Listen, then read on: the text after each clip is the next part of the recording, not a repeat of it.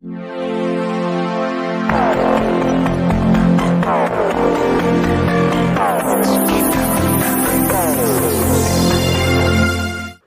अंबाजोगाई रोडवर भीषण अपघात, 4 जण जागीच ठार।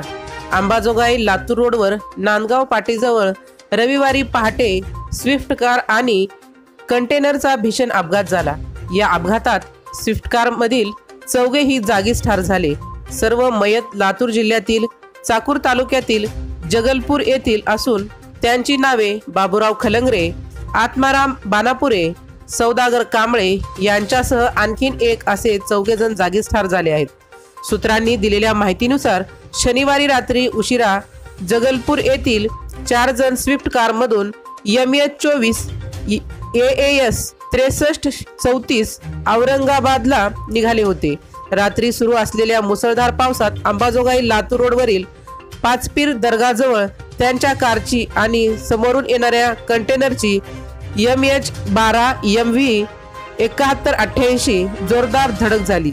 हा अपघात रविवारी पहाटे 1 वाजताच्या सुमारास झाला। यावेळी कार कंटेनरच्या खाली घुसल्याने कारचा चुराडा झाला आणि आतील चौघांचा जागीच मृत्यू झाला। हा भीषण अपघात रविवारी पहाटे 1 वाजताच्या सुमारास झाला।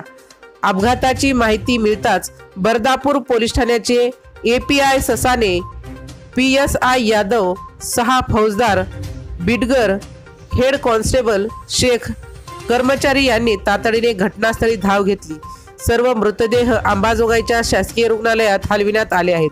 अपघाताच्या वेळी मुसळधार पाऊस सुरू होता, त्यामुळे चालकांना समोरून येणाऱ्या वाहनांचा अंदाज न आल्याने अपघात झाला असावा अशी शक्यता वर्तवण्यात येत आहे।